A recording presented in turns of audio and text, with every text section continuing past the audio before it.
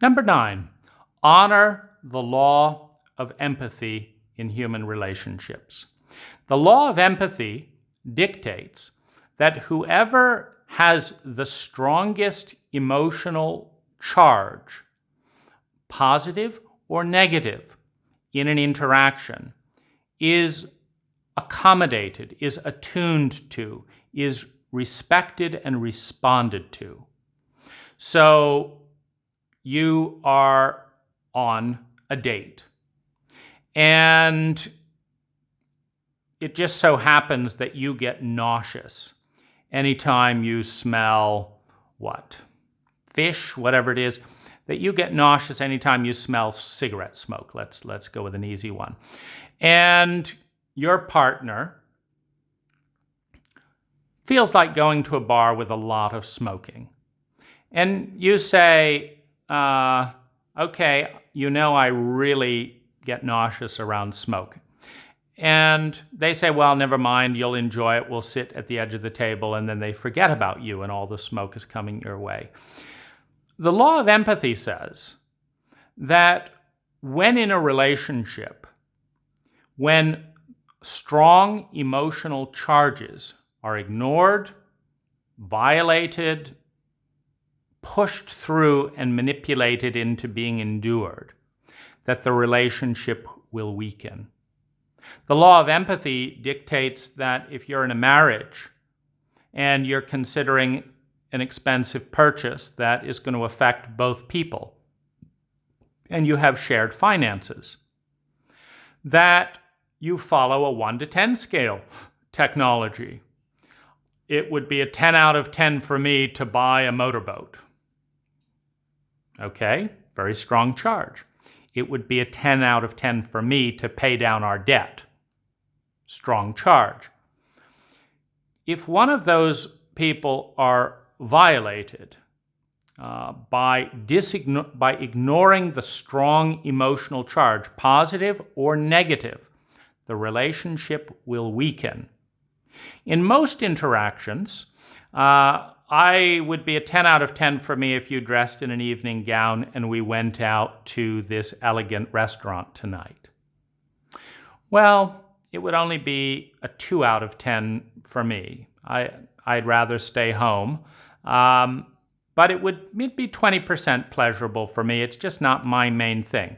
But it's a 10 out of 10 for you. And so that gets accommodated. The fact that it is so important to you and that it is still enjoyable for me, not much. We're in 20% enjoyment versus 100% enjoyment, but you've still got 120% positive enjoyment out of that. In those situations, the law of empathy dictates that you defer to the person with the strongest emotional charge in that area. And in another area where, well, it would be a 10 out of 10 for me if when we came home you massaged my clitoris for 45 minutes in the way that I would like, in complete silence with an ambient music in the background. Well, it'd only be a 20% enjoyment for me. I'm a little tired, etc. The law of empathy says that you use discipline and empathy to transcend the most expedient path to personal gratification by including the emotional charge of the other. Follow the law of empathy. The law of empathy also dictates that the person in the most pain in a group environment gets the first attention to alleviate the pain. Now, we understand this in a physical sense, where if you go to dinner with a group of friends and one person cuts a main artery while eating dinner and has a life-threatening trauma, they understand that if they don't get to an emergency room rapidly, that they may die. And whether they would die or not, the fact that they might, it becomes a 10 out of 10 urgency that they get to see an emergency room.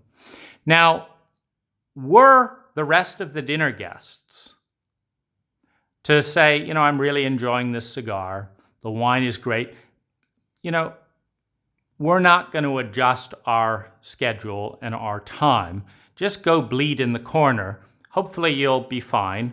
And in a couple of hours or whatever, we'll drop you off in the emergency room on our way home. How many of you think the relationship would survive that level of violation to the law of empathy? It's insane to treat another human being in that way. Now, what we don't understand in a chauvinistic culture, where the outer is, of course, prioritized because that's masculine, but the inner domain, the felt experience, the beliefs, the shades of perception of the other human being are undervalued, is that there are moments of embarrassment, there are moments of trauma, there are moments of traumatic reenactment. Seeing an ex at a party could cause that level of 10 out of 10 reaction on the inside. And in this domain, in a chauvinistic cult, we are profoundly sociopathic. Rather than grasp that our partner is in a 10 out of 10 psychological need to respond in a given way, we tell them to grow up. We tell them to not make a fuss about it. And in these moments, relationships are killed just as effectively. I said this was important to me. I had no other option other than to make a huge scene. You did not listen to what was most important to me, vital. And I'm not trusting you to go into social situations again. Because a relationship means going into social situations, I'm not trusting you to be in a relationship again. When you violate the law of empathy, be it physical empathy, emotional empathy, or mixtures of heart, mind, and body together, when you violate that law, it absolutely destroys what otherwise might be very compatible and good relationships and very profitable relationship. A profitable relationship is a relationship where you look at the net amount of well-being in the relationship as a result of being in the relationship. And you realize that your life is 300% better for every minute you spend in the relationship as a net profit, meaning, I don't like this, and I don't like the way you pick your nose, and I don't like that, and those all discount it by about 20% or 30%.